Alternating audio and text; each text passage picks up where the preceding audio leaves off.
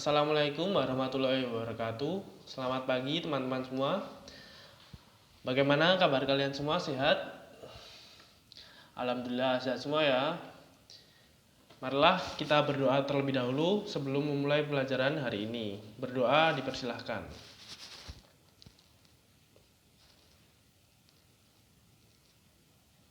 Selesai. Saya akan absen terlebih dahulu sebelum pembelajaran. Yang pertama Aditya Junianto. Baik, hadir. Kemudian Muhammad Rafi Al-Falah. Baik, hadir juga ya. Kemudian Yohanes Iko. Baik, hadir juga. Kemudian Danang Adi. Baik, hadir. Berarti hadir semua ya. Oke. Hari ini saya akan membahas tentang alat-alat yang digunakan dalam gambar teknik. Ada yang tahu nggak sih alat apa saja yang digunakan dalam gambar teknik itu? Ya, benar sekali. Pensil dan kertas gambarnya tentunya. Ada yang tahu lagi apa selain itu? Ya, benar. Penghapus. Tapi masih ada lagi. Nggak hanya itu aja alat-alat yang digunakan dalam gambar teknik. Tapi sebelum saya menjelaskan tentang alat-alat yang digunakan, saya akan menjelaskan terlebih dahulu tentang pengertian gambar teknik. Gambar teknik adalah suatu desain atau produk yang dijadikan sarana komunikasi antara teknikus, arsitek, dan sebagainya. Gambar teknik ini juga dapat digunakan sebagai penelitian konsep perencanaan dan dokumentasi desain suatu bangunan atau mesin. Gambar teknik juga memiliki aturan yang baku tentang penggambaran ukuran, lambang-lambang, dan garis, sehingga gambar tersebut dapat dibaca secara tepat oleh berbagai pihak yang terlibat. Ya, alat yang digunakan dalam gambar teknik yaitu yang tadi sudah disebutkan, ada kertas gambar, pensil, penghapus, penggaris atau mistar, kemudian jangka, dan juga busur. Baik, saya akan jelaskan yang pertama yaitu kertas gambar. Kertas gambar ini biasanya kertas yang berwarna putih dan jenis kertasnya biasanya manila. Kertas manila ini dipilih karena sifatnya yang tidak tembus cahaya dan agak tebal. Biasanya untuk membuat gambar dengan pensil dan kadang-kadang juga dengan tinta.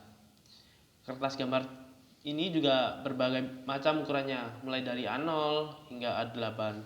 A0 kalau dibagi 2 itu menjadi A1, A1 dibagi 2 menjadi A2, dan seterusnya. Kemudian yang selanjutnya ada pensil gambar.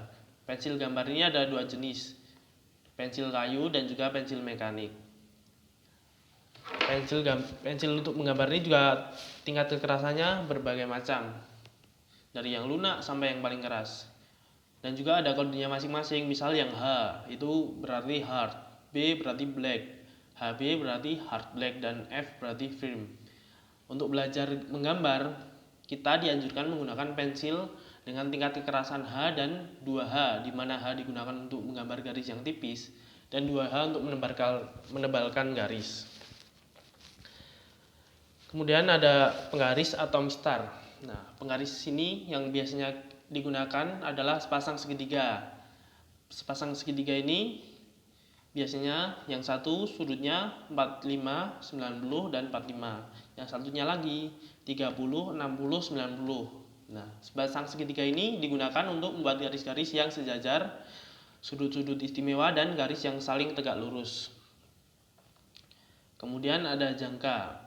Jangka ini berfungsi untuk membuat lingkaran dengan cara kita menancapkan satu ujungnya ke kertas gambar sebagai pusat lingkaran dan yang lain berfungsi sebagai pensil untuk menggambar garis.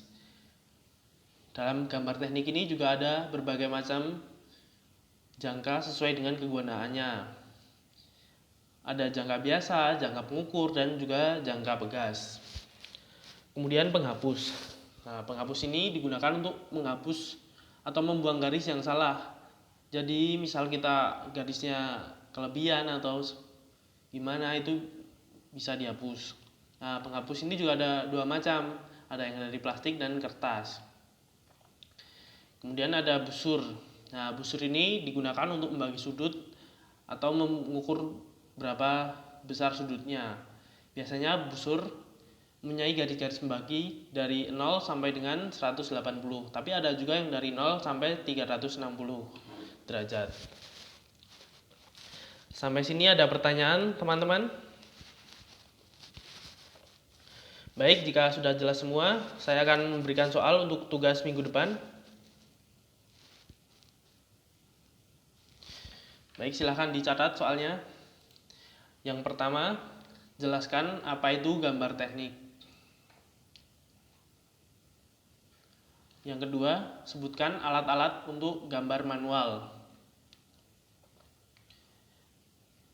Yang ketiga, jelaskan penggunaan busur derajat. Yang keempat, sebutkan dan jelaskan macam-macam kertas. Ya, baik, itu saja soalnya. Dikerjakan dan dikumpulkan besok minggu depan. Minggu depan kita juga akan membahas tentang macam-macam garis dan fungsinya. Silahkan kalian pelajari terlebih dahulu materi itu. Besok saya akan bertanya kepada kalian.